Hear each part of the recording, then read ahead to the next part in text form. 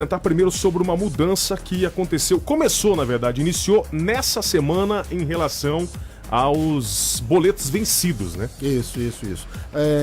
Essa questão é uma questão aí que estava sendo já discutida desde o ano passado pela Federação dos Bancos, a FEBRABAN, de uma unificação de plataforma, né, para dar uma maior consistência ao sistema de recebimento de boletos bancários. Porque anteriormente nós tínhamos aí o vencimento desses boletos poderia ser pago em qualquer agência, no caso até o vencimento. Sim. E a partir de agora, a partir desta semana, de uma forma escalonada, esses boletos, após o vencimento, eles poderão ser pagos não naquela agência emissora, mas assim em qualquer outra agência bancária. Como você comentou, né? Por um escalonamento, de uma forma gradativa. Todos esses boletos vencidos, que todo boleto, né? A gente percebe que aparece lá o banco que ele foi emitido, isso, que né? ele foi emitido. E há um tempo atrás, antes desse início agora, só poderia pagar, por exemplo, em um determinado banco. Vamos colocar aqui no Banco Santander, por exemplo. Isso. Depois de passar aquela data de vencimento, só poderia ser lá. Isso. E agora, a partir dessa novidade, desse escalonamento... Isso. Aí ele pode ser pago em qualquer outra agência. Então, o que a FEBRABAN fez? Ela disponibilizou umas datas e também a questão de valores, né, desses boletos. Por exemplo, nesse mês agora que começou na segunda-feira, boletos vencidos de 50 mil acima, tá? Certo. Esse mês, ele pode ser pago a partir deste mês em qualquer agência, não na agência emissora. Entendi. A partir do mês 9, boletos de 2 mil acima vencidos também poderão ser pagos em qualquer outra agência. No mês 10, boletos de R$500 acima vencidos, também no mesmo processo. No mês 11, boletos de R$200 acima, e no mês 12, qualquer tipo de valor poderão ser pagos em qualquer agência após o seu vencimento. Então tá certo. Então, nesse ano de 2017, até o final do ano, então, lá pelo mês de dezembro, todos os boletos vencidos de qualquer, independente do valor, poderão ser pagos em qualquer agência após o seu vencimento. Isso é importante, né? Facilita a vida do consumidor também, facilita, né? a vida do consumidor, e também tem uma questão que eu analiso da seguinte maneira. O consumidor, ele tem mais segurança em relação ao pagamento.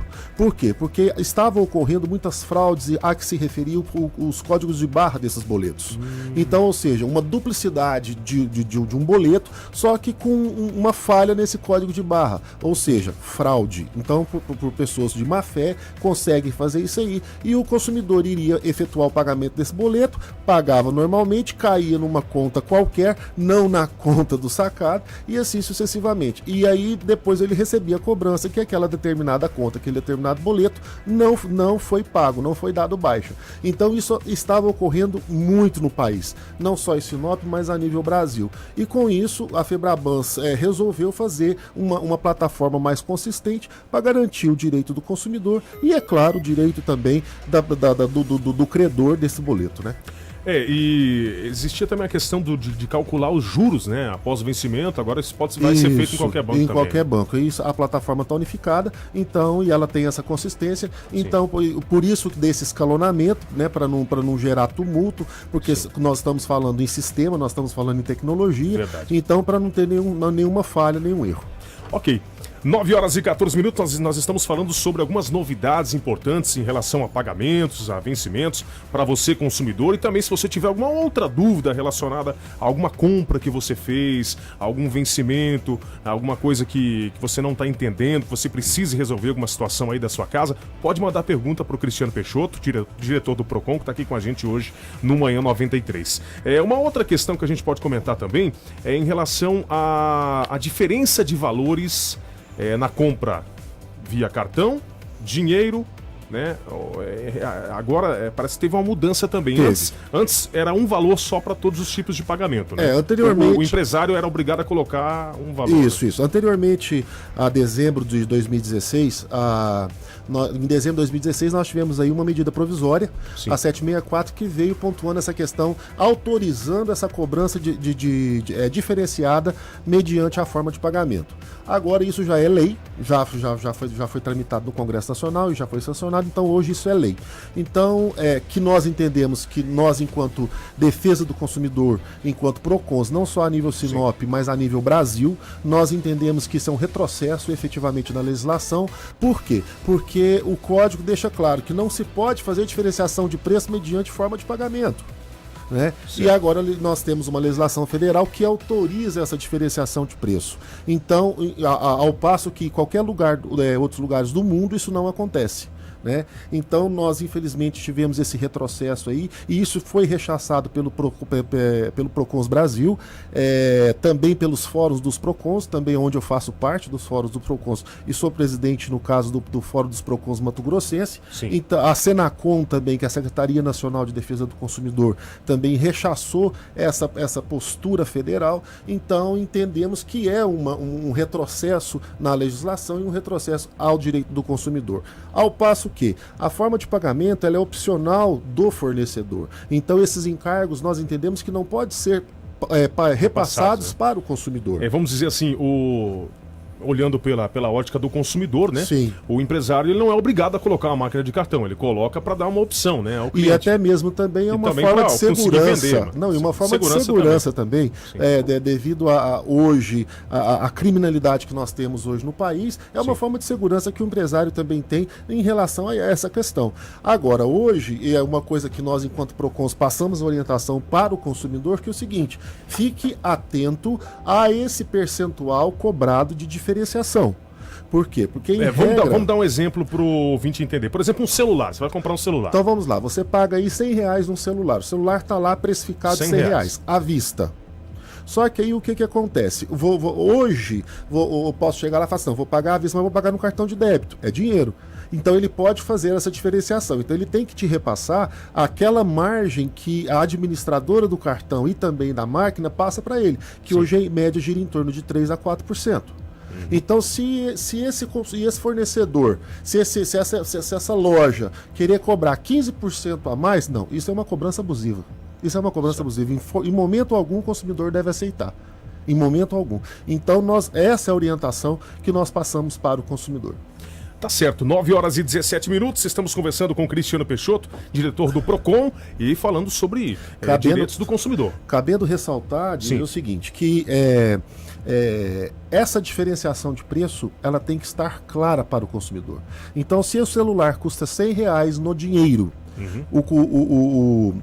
o proprietário da loja, o fornecedor do produto tem que deixar claro na precificação: R$100 no dinheiro. Tem que estar lá no expositor. Isso, assim. R$105, um exemplo, no cartão de débito, R$110 no cartão de crédito. E também colocar o percentual de a mais que ele está trabalhando. Isso é obrigatório. Então o consumidor ele tem que ficar atento a essa questão. E a informação ela tem que ser... Isso é o princípio da publicidade. Então o consumidor ele tem que ter essa informação clara e ostensiva no produto. Ô Cristiano, outra questão importante que as pessoas às vezes ficam na dúvida, né? Ninguém quer atrasar a conta, ninguém quer ter a sua energia cortada, o seu telefone, a sua água cortada também. Certo. Mas a gente sabe que, devido ao atual momento do Brasil, isso pode acontecer, pode ter acontecido com muita gente que está ouvindo a gente.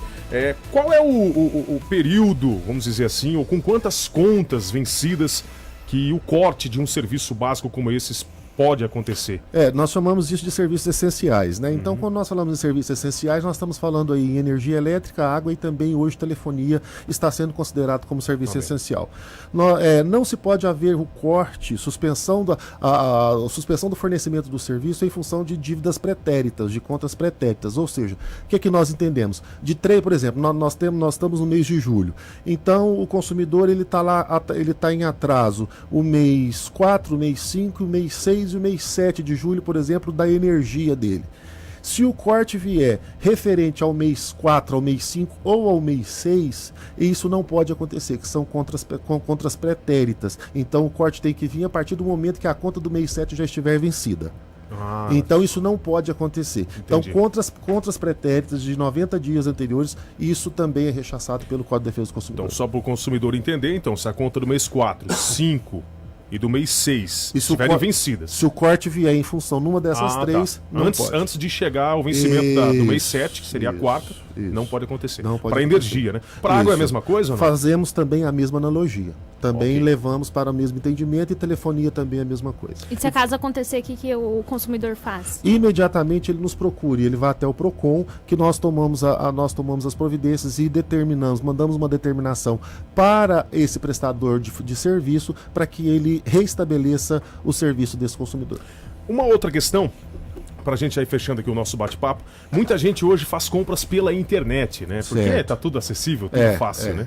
Mas se porventura acontecer algum tipo de fraude, alguma, vamos dizer assim, alguma invasão no computador, alguma Certo. coisa que venha a realizar uma compra ou que venha a gerar um débito para você em função de alguma invasão ou algo semelhante assim, qual que é o procedimento? Bom, quais são... Ou até através do banco online, né, que muita Sim. gente utiliza. Bom, quais são as nossas orientações disso? As nossas orientações quando você vai fazer uma compra pela internet, primeira coisa, faça uma análise e busque informações sobre aquela determinada empresa. Então, Certo. se você vai comprar uma TV pela internet, vai comprar uma TV de uma determinada loja X. Então, primeiro, olhe se pela internet dá pra gente olhar se tem alguma coisa pendente em relação a essa determinada empresa, ver se ela está devidamente inscrita com CNPJ, ver como está a situação dela junto à Receita Federal, se ela aparece na Receita Federal, e também procure o PROCON, porque nós temos os cadastros Certo. das empresas que dão problema ou que não dão, ou até mesmo daquelas empresas que praticam esse tipo de essa modalidade de fraude. Então, isso é o primeiro passo que o consumidor deve tomar. A partir do momento que ele receba uma cobrança indevida, ele também nos procure, leve as documentações. No caso de compra pela internet, faça o print da página em seguida que ele efetuou a compra. Logo após a compra. Isso. E leve para nós, que nós tomaremos as devidas providências legais e cabíveis. Chegou uma pergunta de uma ouvinte aqui pra nós, Angélica. E quando por algum motivo ocorre um atraso nas parcelas de uma loja, mas daí você vai lá e quita toda a dívida, e quando vai fazer uma nova compra, a loja se nega a fazer a venda. A loja tem esse direito? Bom, a questão é o seguinte, é uma questão interna corporis de cada empresa. É a mesma coisa quando você vai fazer um financiamento num banco. Sim. Às vezes é negado, talvez você está com o seu CPF normal, limpo, tudo certinho, mas internamente o banco ele não quer lhe emprestar esse dinheiro. Da mesma forma, o lojista, ele também não tem obrigação de lhe vender novamente. Então, assim, ele não pode efetivamente sair falando quais são os motivos. É óbvio que ele não vai falar, mas é uma liberalidade do lojista. Ok. Tem outra dúvida aqui, diz, que Pode chegou falar, à vontade. no WhatsApp. A Inês Formiguer pediu... eu fiz um cartão em uma loja aqui em Sinop, só pagava o mínimo da parcela. E quando fui pagar a última parcela, tinha uma dívida de R$500. Negociei a dívida, só que toda vez que eu vou pagar a parcela, tem R$10 de aumento. Queria saber o porquê isso acontece, se o acordo foi parcelas fixas no mesmo valor. Bom, se o acordo foi em parcelas fixas, não tem o porquê de haver cobrança além do que foi acordado. A partir do momento que isso esteja acontecendo, qual é o nome da nossa ouvinte? Oi, Inês. Pegue todos os seus comprovantes aí, leve para nós e que nós iremos tomar as providências legais. Ok, Cristiano, gostaria de agradecer muito a sua presença, foi muito importante, foram importantes as suas colocações aqui. Nós que com agradecemos. certeza esclareceu muita gente. Eu fico muito feliz, agradeço pelo convite, Diesel, e assim, estamos sempre à disposição de vocês, e é muito importante esse momento nosso no rádio, porque o rádio tem um alcance muito grande e conseguimos fazer efetivamente o esclarecimento, levar a informação, levar a educação a que se refere ao direito do consumidor. Então nós, enquanto PROCON, agradeço aí a toda a minha equipe também, que sem eles nós estaríamos nesse processo que nós estamos aí já há alguns meses. Sim. E estamos sempre à disposição. Parabéns pelo trabalho, e hoje o PROCON de portas abertas para atender a população, tem um horário definido lá? O nosso horário é das 7 às 13 horas, Sim. de segunda a sexta. Nós estamos ali na Rua das Avencas com Cajueiros. Tá ok. Obrigado, bom. Cristiano Peixoto. Nós que agradecemos. Parabéns pelo trabalho. Um grande frente ao abraço, muito obrigado. 9h24. Falamos sobre direitos do consumidor e com certeza nós faremos mais entrevistas como essa com o Cristiano para esclarecer muitas dúvidas dos nossos ouvintes. 9h25, bom dia! Informação você ouve aqui. 93. A geladeira está vazia, o carro está sem gasolina.